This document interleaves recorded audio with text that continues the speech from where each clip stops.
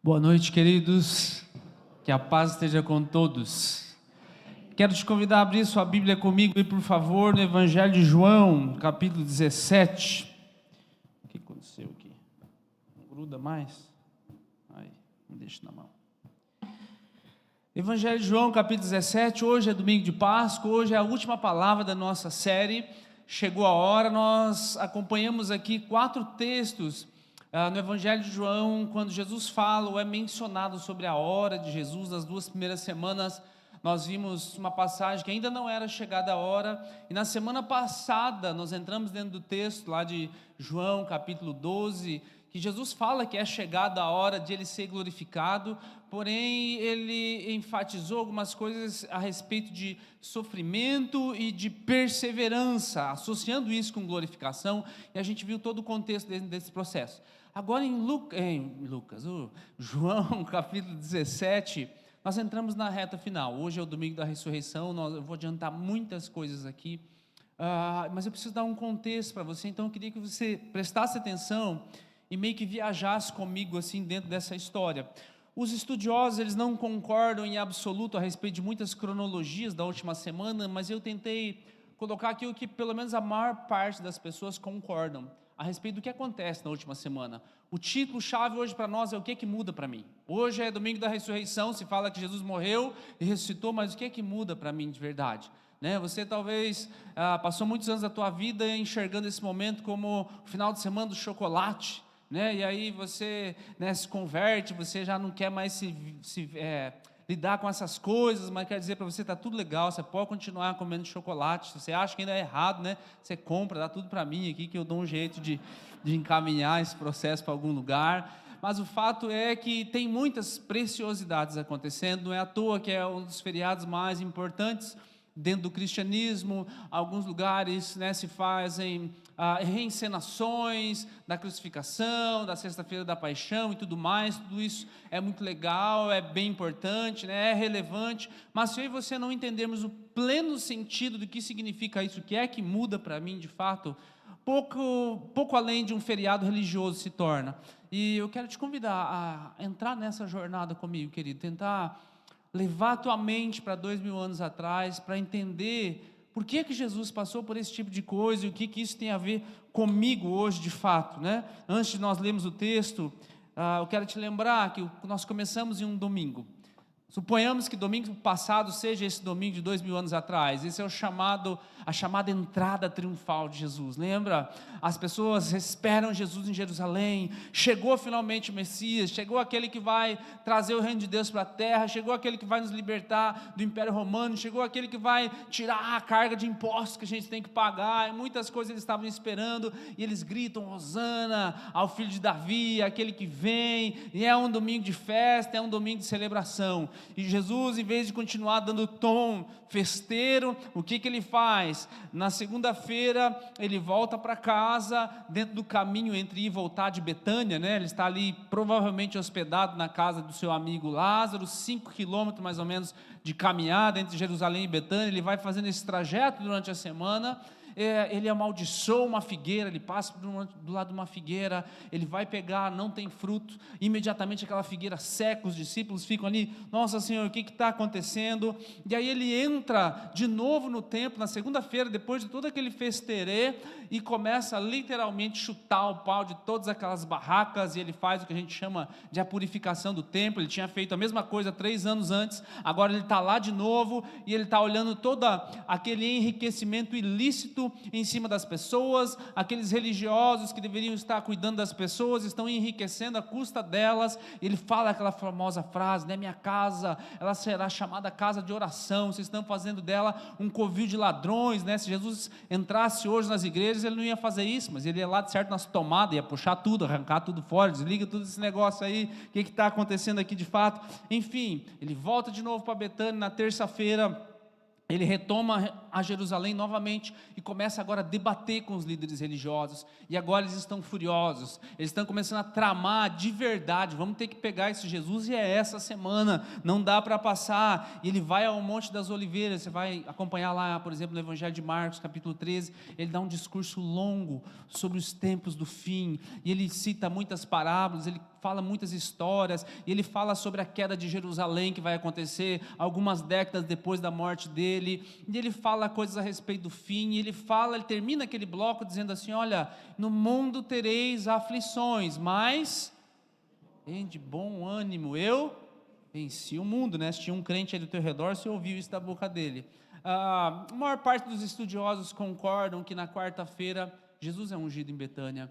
A Maria, irmã de Lázaro, muito amiga de Jesus também, toda aquela cena do vaso de alabastro, quebra aos pés de Jesus, enseca com os seus cabelos, e então Judas, ele fica indignado: nossa, você devia vender isso aqui e dar para os pobres. Jesus fala: os pobres vocês sempre vão ter com vocês, mas o que ela está fazendo vai ser lembrado para o resto da vida dela, e por gerações todos vão lembrar o que ela fez. E a partir daquele momento Judas procura uma ocasião para de fato entregar Jesus. Ele vai lá e faz a negociação das 30 moedas de prata, e aí chegamos na quinta-feira, que é o contexto do nosso capítulo 17. Ao cair da tarde, diz a palavra, que Jesus procura dar indicações para os seus discípulos acharem um lugar. Eles acham lá um lugar para eles celebrarem a Páscoa, e lá Jesus dá instruções sobre a última ceia. Lá Jesus lava os pés dos discípulos, lá Jesus diz algumas coisas para os discípulos, lá Jesus indica o traidor, lá ele promete o Consolador, e lá de fato que ele pronuncia essas palavras, no mundo tereis aflições. E a partir daqui ele não fala mais com eles, ele se dirige direto ao Pai. Capítulo 17 é o que nós chamamos de o capítulo da oração sacerdotal de Jesus. Jesus derrama o coração dele. Eu quero te convidar a você fazer o seu devocional nessa semana em cima de João capítulo 17. Ele derrama o seu coração a respeito do amor que ele tinha pelos discípulos. Ele derrama o seu coração a respeito daquilo que ele fez, daquilo que ele está por fazer. E o verso 17 começa assim, se você quiser olhar comigo lá, que é o nosso texto inicial. Eu vou ler muitos textos a respeito hoje, da ressurreição. Depois de dizer essas coisas, todo esse contexto que eu passei os últimos 5 minutos falando para você, Jesus levantou os olhos ao céu e disse: Pai, é o título da nossa série, é chegada a hora. Glorifica o teu Filho, para que o Filho glorifique a ti. Assim como lhe deste autoridade sobre toda a humanidade, a fim de que ele conceda a vida eterna a todos os que lhe deste. E a vida eterna é essa: que conheçam a ti, o único Deus verdadeiro, e a Jesus Cristo, a quem enviaste. Jesus continua derramando o seu coração de muitas maneiras, e nós não sabemos quanto tempo se passa aqui, mas provavelmente ali entre 10 e 11 horas da noite, um dos evangelhos vai dizer assim: e tendo cantado um hino, foram para o Getsemane. Provavelmente era um salmo, que eles estavam cantando ali, e Jesus agora ele vai para o seu lugar de oração, onde muitas vezes você vai ver na palavra que ele ia para aquele lugar, o jardim da prensa, o horto, dependendo de uma tradução mais antiga. Ele vai para aquele lugar, ele chama alguns discípulos em particular. Marcos capítulo 14 vai dizer assim: levou consigo Pedro, Tiago e João, e começou a sentir grande pavor e angústia. E ele diz assim: a minha alma está profundamente triste, a ponto de morrer. Disse ele: fiquem aqui e vigiem. Aqui eu quero convidar você, querido, a se concentrar muito naquilo que eu vou falar daqui por diante. Nós vamos tentar rever, imaginar, voltar para esse tempo, entender de fato o que acontece na mente de Jesus, no coração de Jesus, para daí compreendermos o que acontece um pouco no corpo de Jesus, e no final das contas vamos terminar a palavra: o que isso muda para mim? Qual é a ideia disso tudo?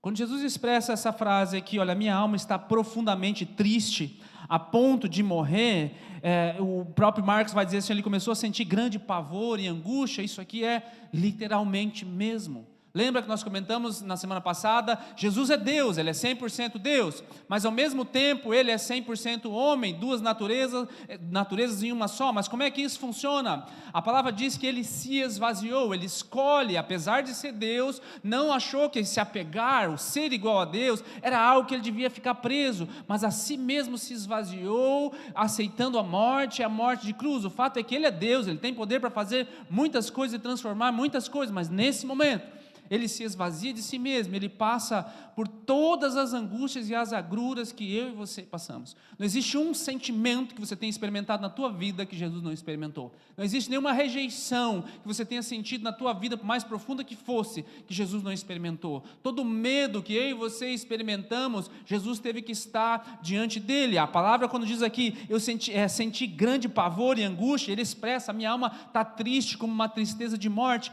É literal isso. Tanto é que quando Jesus está ali nesse jardim de Getsemane, por 3 vezes ele fala para o Senhor: Pai, se possível, afasta de mim esse cálice. Senhor, nada é impossível para ti. Se possível, Senhor, faz com que essa fase passe mais rápido, faz com que essa crise financeira, né, seja terminada de uma vez por todas, faz com que essa doença que eu estou enfrentando acabe do dia para a noite, Senhor, faz com que essa dor que eu tenho no coração, por ter perdido um ente querido, por ter sofrido uma traição, por ter sofrido uma decepção tão grande, enfim, tantas coisas que eu e você passamos, que nós queremos dentro da nossa urgência, que Deus remova de uma vez por todas. Jesus também passou por esse mesmo sentimento, querido. E o término dessa oração: porém, não se faça a minha vontade, se faça a tua. Mas o fato é que Jesus, ele está tenso. O fato é que Jesus, ele está profundamente angustiado. E acontece aqui um fenômeno. Muitas das informações que eu vou dar para vocês aqui, físicas, eu tirei desse livro aqui. É um pesquisador, como poucos que houveram, um perito criminal, chamado Frederick Zugib. Ele escreve esse livro aqui, já há algumas décadas existe, A Crucificação de Jesus.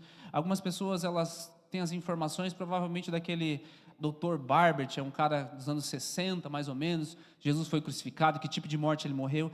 É um forense, então ele faz um estudo minucioso a respeito dos fenômenos físicos que aconteceram com Jesus. Ele foi estudar durante mais de 50 anos, né? Fez pesquisas, inclusive, com seres humanos vivos e mortos, o que acontece quando uma pessoa fica na cruz, hipovolemia, todo o processo físico que acontece, mede pressão, tira pressão, pressão de oxigênio, enfim. O cara estudou a vida dele inteira para dar um diagnóstico clínico a respeito do que acontece com Jesus. E dentro desse fenômeno que acontece, ele chama de hematidrose.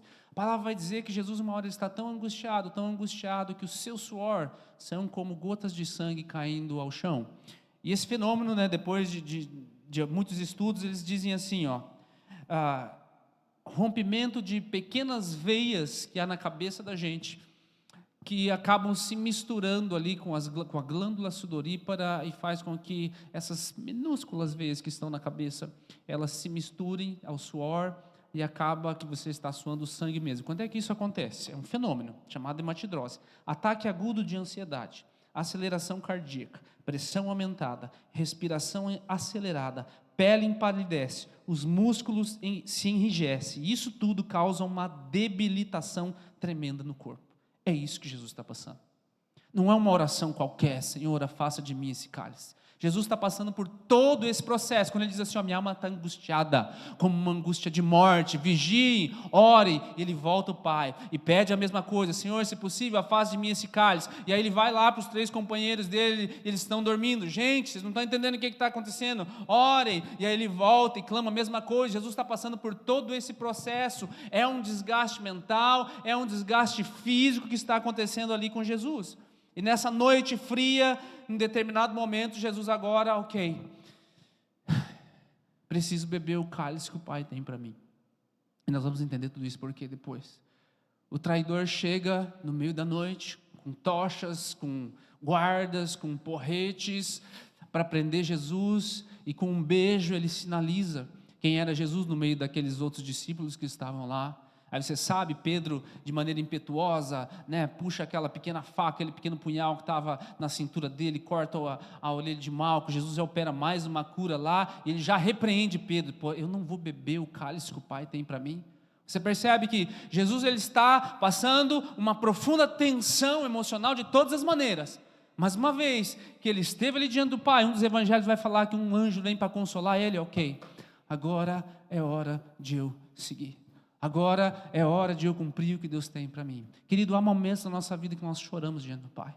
Há momentos da nossa vida que nós clamamos, que nós talvez não venhamos a enfrentar um fenômeno desse, né, uma angústia tão profunda a ponto de suar sangue, mas há momentos na nossa vida que eu e você nos derramamos em oração e nós choramos, e nós esperneamos, né, e nós lamentamos e nós esticamos o nosso corpo. Senhor, o que está acontecendo? Você chora, me livra dessa. Mas uma vez que Deus te dá uma palavra de comando, querido, ainda que seja, continue, eu não vou te livrar dessa nesse momento, você precisa passar por aquilo que está diante de você. No momento em que nós recebemos esse entendimento, que nós precisamos levantar a nossa cabeça, e cada um tem que seguir o seu caminho e tomar a sua cruz. Você entende isso? Há momento de chorar, há momento de a gente se angustiar, não tem problema, não tem vergonha nenhuma em você clamar ao Senhor, em você se debulhar em lágrimas diante do Senhor, querido. Mas ainda que de manhã os problemas ainda continuem lá, você tem que sair baseado em uma palavra, uma promessa que Deus deu para você. E a promessa que Deus deu para você nem sempre vai ser: eu vou te livrar, e é hoje. Eu vou acabar com todos os teus problemas financeiros, e é hoje. A promessa que Ele tem para você, sabe qual é? Eu vou estar com você. E isso tem que ser suficiente. Se eu estiver com você dentro desse caminho, isso tem que ser suficiente. A angústia de Jesus aqui não é medo da dor, não é medo da blasfêmia, né? Existem muitas coisas acontecendo dentro desse redor aqui que nós podemos imaginar, mas eu conjecturo apenas que aquilo que mais, né, abala o Senhor Jesus é, pela primeira vez em toda a sua existência, Ele está afastado do Pai quando o pecado do mundo inteiro estiver sobre Ele.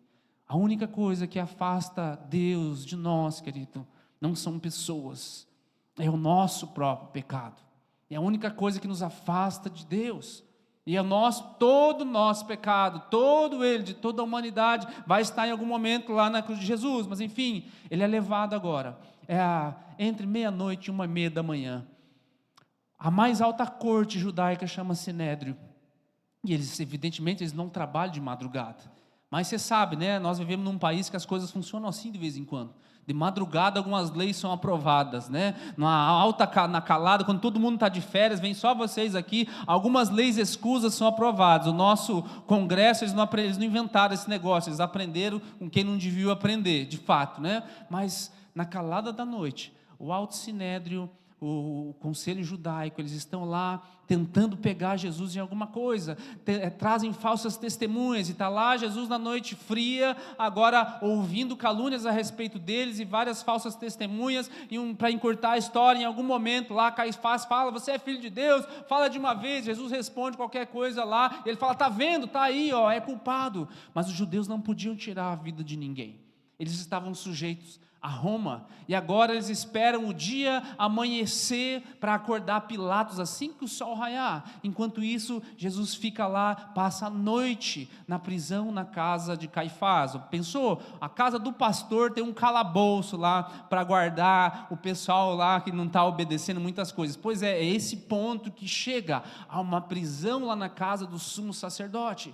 E Jesus passa agora um extremo estresse emocional dentro do jardim do Getsêmani. Ele passa a olhar ao seu redor e ver que todos os seus discípulos vazaram, ninguém está do lado dele, e agora ele é acusado injustamente. Ele passa a noite toda com o corpo debilitado, frio, lá dentro de uma prisão, e assim que o sol nasce, eles estão batendo lá na porta de Pilatos, e Pilatos, ele está naquele dia que, sabe, ele não mora ali em Jerusalém, ele mora na beira da praia, em Cesareia, um lugar bem legal, com piscinas, mar Mediterrâneo, né? Tem um parque atrás dele ali, onde o pessoal faz os gladiadores, corrida de cavalo. Ele mora num lugar bem legal, mas de vez em quando ele tem que subir a Jerusalém para lidar com esse pessoal sujo, para lidar com esse pessoal teimoso, que quer brigar a toda hora. Ele não está satisfeito de estar nesse lugar. E mal amanhece o dia, já está o pessoal lá batendo na porta, falando assim: ó, trouxemos alguém para você matar. E aí Pilatos começa a ouvir Jesus, e ele fala assim: eu não encontrei culpa nesse homem, o que vocês estão fazendo? O que vocês estão fazendo? E aí, por várias ocasiões, ele conversa com eles e fala assim: Herodes não está na cidade? Esse cara não é da Galiléia, do norte? Então leva ele lá para Herodes, é da jurisdição dele. E aí Jesus vai a Herodes. Herodes só quer saber de ver os milagres de Jesus. Jesus não está naquele momento de fazer nada disso. Então Herodes coloca em cima dele agora um manto, né, como se fosse um rei, para tirar sarro de Jesus, e manda ele de volta para Pilatos. Aí Pilatos faz todo o processo de novo. Fala: gente, o que está acontecendo? E eles querem matar Jesus de qualquer maneira, e há um diálogo de Pilatos com Jesus, e ele fala assim para Jesus: Jesus, tu não vai falar nada, né? Você está vendo o que eles estão falando de você? Eu tenho poder para te tirar dessa, você não sabe com quem você está falando? E aí Jesus fala para Pilatos assim: olha, nenhum poder você teria se do alto não te foi dado, por isso, maior juízo virá sobre aqueles que me entregaram a você, do que para você que tem essa autoridade. E aí Jesus começa a falar sobre a verdade para ele, e a pergunta de Pilatos assim: o que é a verdade? Pilatos não sabe que ele está diante daquele que é a própria verdade em pessoa. Pilatos perde a maior oportunidade da vida dele, de responder todas as perguntas que ele precisava. Está diante dele aquele que é a própria verdade. Ele pergunta assim: o que é a verdade? Agora Pilatos resolve fazer com que Jesus passasse por um flagelo. Vamos castigar ele, para ver se esse pessoal ele fica mais calmo. E ele entrega ele aos soldados romanos. E os romanos, eles são especialistas em torturar pessoas. Eles desenvolveram alguns métodos. Eles são especialistas em manter a calma das pessoas. E uma das maneiras com que eles faziam, eles chegaram à conclusão: se eles dessem 40 chibatadas daquela uma pessoa, ela morria. Então vamos fazer o seguinte: vamos dar 39, que daí ela não vai morrer. E é por isso que Jesus passa. Uma pilastra, provavelmente de 1,5 metro de altura, onde você tem que ficar, de fato, abaixado, com as costas expostas. Uma tira chamada flagrum, de 3 pedaços, né, de couro, alguns acreditam com um osso na ponta, ou um pedaço de metal na ponta. 39 chibatadas vezes 3 tiras. De manhã eu não sabia, mas eu fui fazer a conta: 117 lacerações. Você já espremeu uma espinha nas costas? Sabe como é que dói? Você já levou um tapa nas costas? Sabe o dia que você queimou as costas? Então você imagina, querido, 117 lacerações dessas. Eles eram tão minuciosos, que eles dividiam os soldados por altura. O mais alto você pega aqui de cima para baixo, o menorzinho vem aqui, você pega de baixo para cima. Eles se preocupavam com vários detalhes.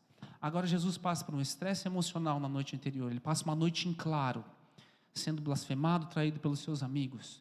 E a essas alturas ele já está com fome, extremamente fadigado de muitas maneiras. E ele tem que passar por essa tortura tremenda. E não contente com isso, os soldados agora, eles olham, começam a caçoar: esse aqui é rei de judeus, ele é rei de judeus, vamos fazer um negócio diferente para eles. Eles acham uma espécie de uma rosa que tinha por ali, onde eles tinham espinhos bem compridos. Esse estudioso, ele sabe até o comprimento desses espinhos, onde que nasce, como é que funciona, mas enfim, é um negócio bem duro, não é aquele molinho. A nossa cabeça, ela é extremamente enervada. Você que já sofreu qualquer corte, você sabe que sangra muito. Eu tenho uma cicatriz que agora, com esse meu penteado, dá para ver bem, que eu adquiri quando era criança, né? Eu já contei essa história aqui, né? Uma proeza que eu fiz antigamente, nos anos 80, sabe como é que é? Criança raiz, né, gente? Balanço é balanço de ferro. Então, me balançando, né, bem alto. Aí eu pulei, né, e fui muito esguio. Quando o balanço veio, me abaixei, né, levantei bem faceiro, né, mas ele volta. Então bateu aqui, tá, meus pais aqui na frente sabem, né, sangra, todo aquele negócio. Agora, qualquer batidinha que você der, não tem um lugar da tua cabeça que você não aperte com força e que não tenha dor. Quando você entende que eles colocaram uma coroa de espinhos, você tem que imaginar, você mulher aí que já fez esse procedimento estético aí, né, às vezes tem anestesia que você passa, mas você pensa dezenas de agulhas dessas entrando na tua cabeça. Você já usou um boné apertado durante um tempo? Você sabe que começa a te dar dor de cabeça. Agora você imagina que esse troço está o tempo todo cravado em você. E lava o teu rosto de sangue, e desce no teu nariz, e desce no teu olho, e aquilo ali continua te apertando. E os soldados, não contentes com isso, eles pegam um caniço e começam a bater na cabeça de Jesus. Agora você imagina, ele passa por um estresse emocional violento na noite anterior, debilita o corpo dele, ele passa a noite em claro, ele é traído pelos seus amigos, ele tem as suas costas completamente mutiladas, uma coroa de espinhos da sua cabeça, aonde causam até espasmos musculares, sabe? Quando você, aquele negócio ali te ardendo, te doendo. E Pilatos agora traz Jesus dessa maneira, e ele diz essa frase assim: eis o homem. mas é uma expressão para nós em português, parece que ele está apresentando, mas no original a ideia é que está aí esse coitado, olha, está aí, o que é esse aqui, vocês querem que eu mate ele ainda? E é nesse momento que alguns começaram a cuspir em Jesus e clamar: crucifica ele, mata ele, mata ele, mata ele. É costume da época soltar um prisioneiro, da época da Páscoa. Eles trazem um cara que provavelmente era da turma dos zelotes, que queria se libertar do império à força. Houve um tumulto num dessas reclamações deles, ele acabou matando uma pessoa, Barrabás, e eles escolhem soltar Barrabás ao invés de Jesus. Até que Pilatos vai lá, faz aquela famosa cena, né? Lava as minhas mãos. E os judeus, eles dizem assim, não, que o sangue dele recaia sobre nós e sobre os nossos filhos. Alto grau de dor física, muito sangramento. E Jesus é levado agora desfigurado diante dessas pessoas. E Pilatos finalmente o entrega para a crucificação. Se tudo isso que eu falei para vocês ainda não bastasse, o pior ainda está por vir. João capítulo 19 vai dizer que eles clamavam: fora, fora, crucifique-o. Então Pilatos perguntou: devo crucificar o rei de vocês? Os principais sacerdotes responderam: não temos rei senão a César. Então Pilatos entrega Jesus para ser crucificado, e eles o levaram. Jesus, carregando ele mesmo a sua cruz, saiu para o lugar chamado Calvário, ou Gólgota em hebraico. O processo de crucificação, querido, hoje, quando nós vemos na televisão, ele traz algumas ideias, né? Mas os historiadores, eles concordam, em maior parte também, que foi um pouco diferente de tudo aquilo ali. Crucificação é um negócio muito antigo, não foi os romanos que inventaram, né? Alguns remontam há muito tempo atrás, mas basicamente todo mundo concorda que os persas começaram a fazer isso de uma maneira mais intensa, mas nenhum império fez tanto quanto os romanos. 200 anos antes de Jesus, houve uma revolta em Roma, por Espartaco. Você já ouviu essa história dos gladiadores e tudo mais? Eles quase conseguiram se libertar. Quando Roma conquistou esses caras, para mostrar para todo mundo que eles mandaram crucificar 6.000 pessoas diante de uma via que é de Roma até Capua. Então eles fizeram um corredor com 6.000 pessoas crucificadas, para que todo mundo que passasse lá visse o que significava desafiar Roma. Agora pensa comigo, meu amado, crucificar uma pessoa já deve dar um trabalho tremendo. 6.000, sabe o que acontece? Você fica um expert. Eles crucificavam pessoas de todos os tipos. Hoje o que nós vemos, nós só imaginamos assim, mas eles colocavam as pessoas de lado, eles colocavam de ponta cabeça, eles colocavam de cima, eles pregavam de um jeito, eles amarravam de outro, eles colocavam meio metro do chão para que os animais selvagens viessem lá e ficassem comendo a pessoa viva, eles colocavam os piores, né, um pouco mais alto para que todo mundo visse. Ou seja, no tempo de Jesus, na época de Jesus, os romanos já tinham praticado isso com mais de 30.000 vítimas. Então eles são especialistas em fazer o que eles estão fazendo. E a maior parte das pessoas concorda que provavelmente havia uma estaca já fora daquele lugar. Nenhum cidadão romano podia passar por esse processo, que era tido como uma das mortes mais cruéis. As pessoas demoravam dias para morrer dentro daquela cruz. Essa é uma das razões de eles virem lá e quebrarem as pernas dele, para acontecer uma hemorragia interna e finalmente eles morrerem mais rápido. Mas eles demoravam dias para morrer dentro daquela crucificação. Nenhuma pessoa queria estar naquele lugar, e era proibido por lei um cidadão romano, a não ser que fosse alta traição, passar por esse processo. Era a pior coisa que poderia acontecer. Mas as Escrituras já tinham dito. Ele sabia, ninguém tira a vida dele, é o que ele vai falar depois, mas Jesus vai passar por esse processo ainda. E ele vai carregar a parte vertical da cruz, chamado patíbulo. Os historiadores dizem que pesava mais ou menos entre 22 e 27 quilos. Então agora, um estresse emocional muito grande, uma noite em claro, provavelmente agora com fome, a cabeça sangrando, dores terríveis, as costas dilaceradas, e Jesus ainda tem que fazer mais um treininho de carregar uma estaca de 25 a 27 quilos durante 600 a 800 metros, aonde o finalzinho desse trajeto é uma ladeira, pó, clima seco agora, há uma desidratação profunda, tem muita coisa acontecendo. Não é à toa que ele tropeça e cai ao longo do caminho algumas vezes. Isso não acontece com os outros, porque Jesus está passando por todo esse estresse, Simão Cirineu, que estava passando por ali, é chamado para ajudar. A estrada é irregular, não é pavimentada, a gravidade da situação está acelerando o processo todo. Agora, quando eles colocam Jesus ali, eles resolvem tirar as vestes de Jesus. Agora pensa, todo aquele sangue secando em cima das roupas. Geralmente os crucificados ficavam nus. Nós não temos concordância plena a respeito disso, mas muito provavelmente é o que acontece. E eles arrancam aquilo com tudo, com sangue seco e pele. Você que já teve um curativo, você imagina o que Jesus está passando por esse momento. E agora eles colocam ele com aquele patíbulo naquele lugar. E os romanos especialistas, do jeito que são, acham uma fenda tenar aqui, pregos de 12 centímetros, ferro ou ferro e aço, atravessam as suas mãos, atravessam os seus pés. E agora Jesus tem que passar ali 9 horas da manhã, 6 horas angustiantes, 6 horas pendurado no madeiro, e ele ainda consegue expressar algumas palavras como: Pai, perdoa-lhes porque eles não sabem o que fazem.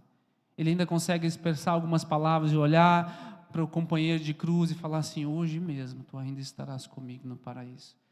Ele ainda consegue expressar algumas palavras e dar um destino para a família dele e falar assim: mulher, eis aí teu filho, filho, eis aí a tua mãe. E aquele discípulo agora resolve cuidar de Maria, que cuidou de Jesus até então. Jesus, no meio de todo esse processo emocional e físico, sabe a expressão dor excruciante? Ela vem de fato de cruz. Deixa eu ler um pedacinho da conclusão desse forense para você aqui. Ele diz assim, o Dr. Frederick Zugib: Jesus já estava sofrendo por causa da fraqueza, da fadiga, do choque traumático, hipovolêmico, prematuro e intensa dor da sua jornada ao Calvário, que foi realizada em pleno sol ardente. Quando Jesus chega ao Calvário, ele já estaria a ponto de desmaiar e perder o equilíbrio. É fácil presumir que Jesus se encontrava num estado moderado de choque traumático e hipovolêmico na sua chegada. Seus ombros estavam traumatizados por terem carregado o patíbulo e pelas diversas quedas sofridas ao longo do caminho.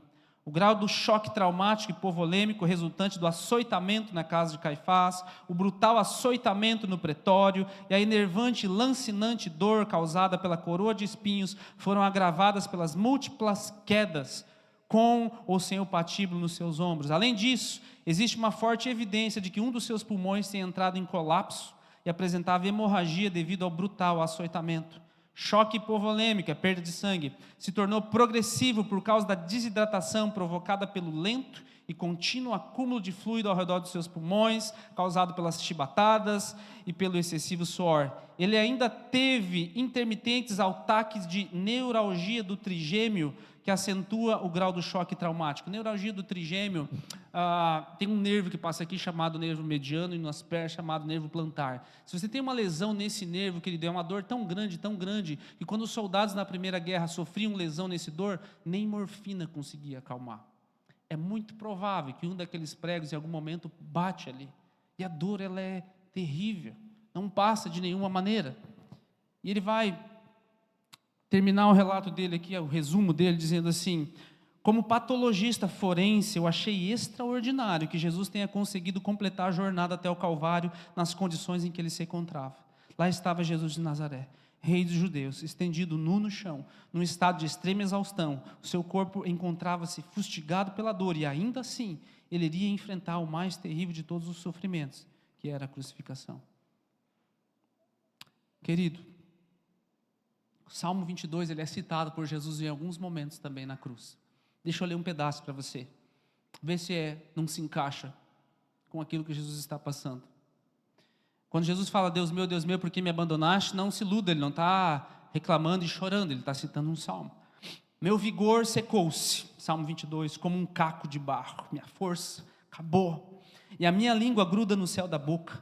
Deixaste-me no pó e à beira da morte, cães me rodearam, um bando de homens maus me cercou, perfuraram as minhas mãos e os meus pés. Quando o salmista escreve isso aqui, não existe crucificação ainda, tá? Posso contar todos os meus ossos, mas eles me encaram com desprezo, dividiram as minhas roupas entre si e tiraram sortes pelas minhas vestes. 6 horas de agonia, e às 3 horas da tarde, Jesus dá as suas últimas palavras. Mateus 27 vai falar para nós assim, depois de ter bradado novamente em alta voz, Jesus entregou o Espírito, E naquele momento o véu do santuário rasgou-se em duas partes, de alto a baixo. A terra tremeu, as rochas se partiram, os sepulcros se abriram, e os corpos de muitos santos que tinham morrido foram ressuscitados. E saindo dos sepulcros, depois da ressurreição de Jesus, entraram na cidade santa e apareceram a muitos. E quando o centurião e os que com ele vigiavam Jesus viram o terremoto e tudo o que havia acontecido, ficaram aterrorizados e exclamaram: verdadeiramente, esse é Filho de Deus. E aí aparece um homem depois de tudo isso. Jesus é morto naquele lugar, duplamente rico, eu diria, chamado José de Arimateia. Um homem de posses, um homem abençoado, um homem que está ali nos arredores. Ele vai lá e conversa com Pilatos, ele pega o corpo de Jesus. Por que ele é duplamente rico? Porque ele tem influência, ele tem dinheiro, mas ele usa isso, querido, em prol do reino de Deus. E a segunda parte, que ele é mais rico ainda, porque ele conhece a verdade, ele conhece a palavra. Ele usa da sua influência, ele vai lá, recolhe o corpo de Jesus, coloca naquele túmulo. E aí há alguns questionamentos em cima disso.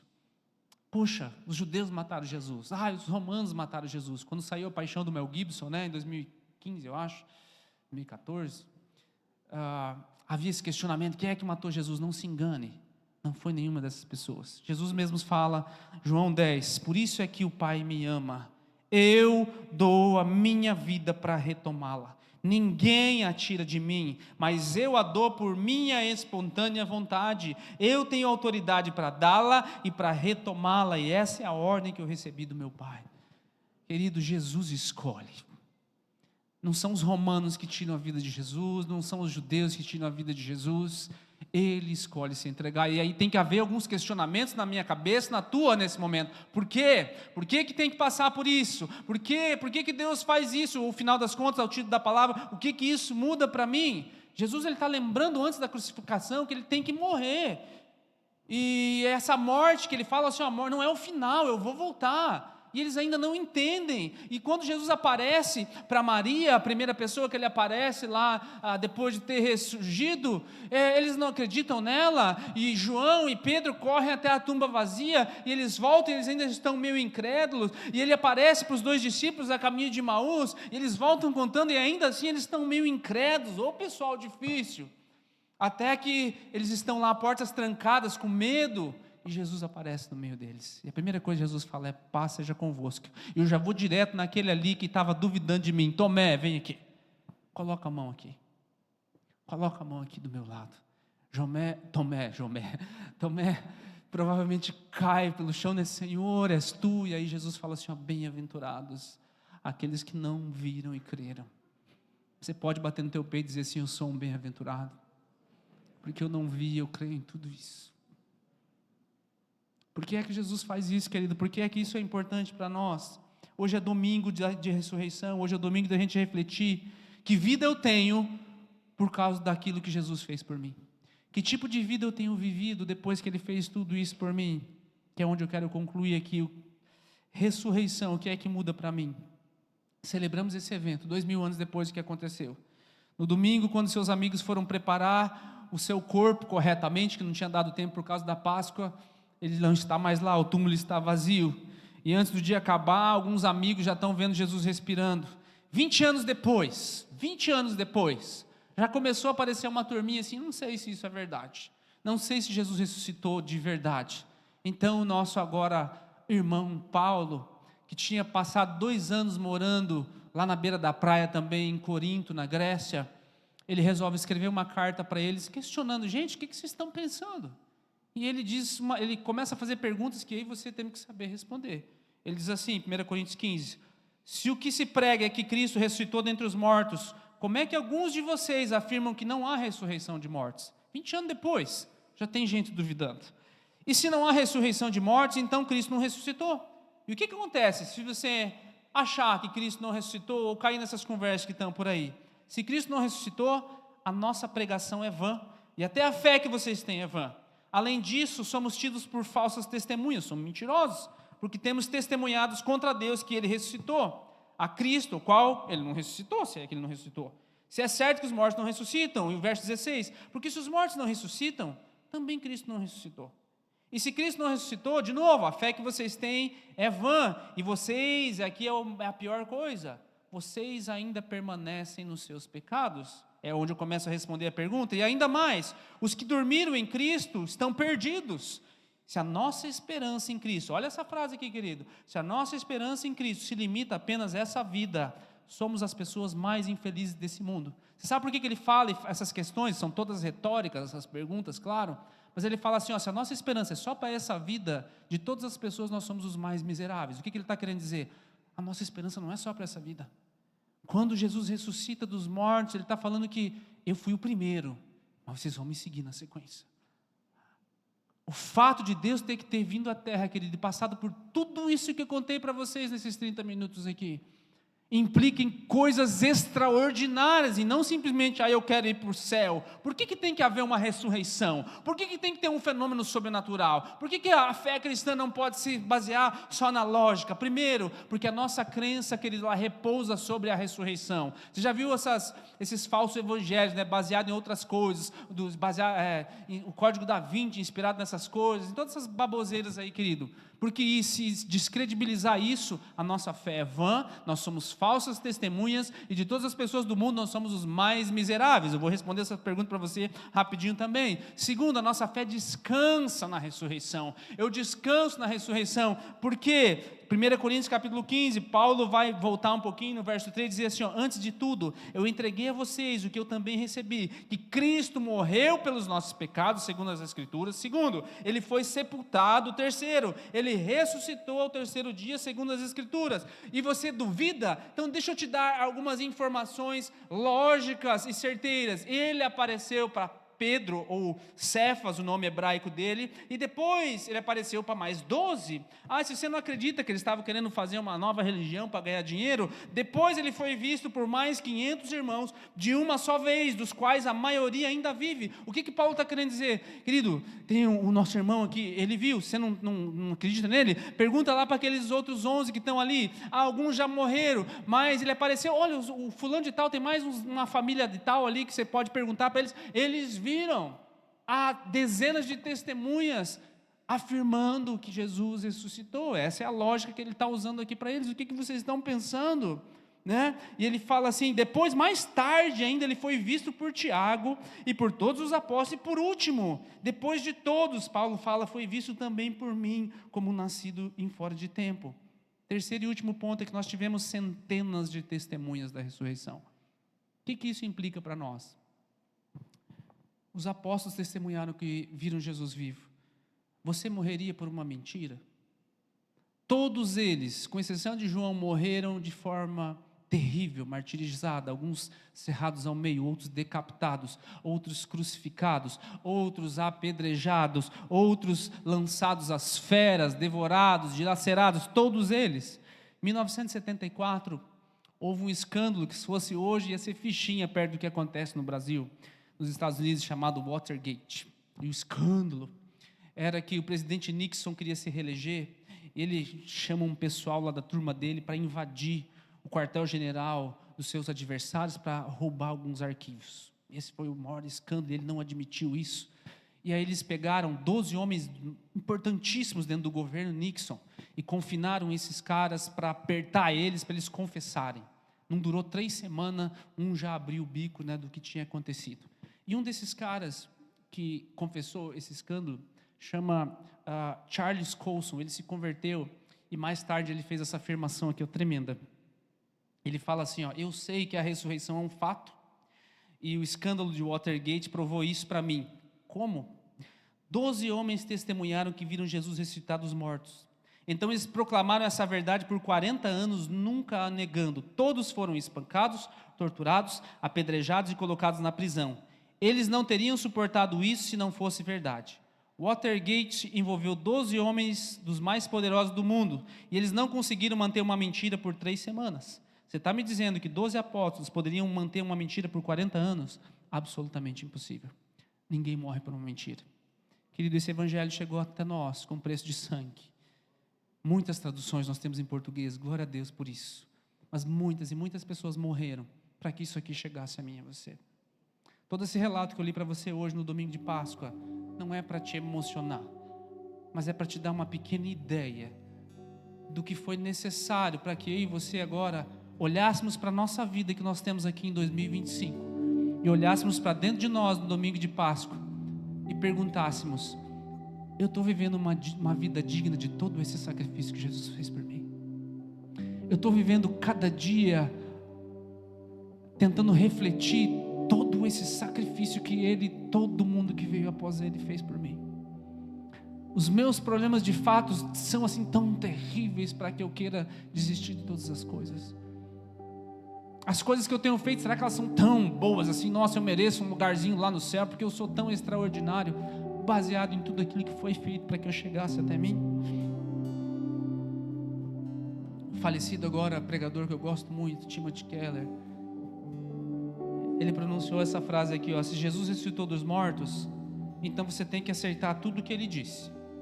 Se Ele não ressuscitou dos mortos, então por que se preocupar com o que Ele disse?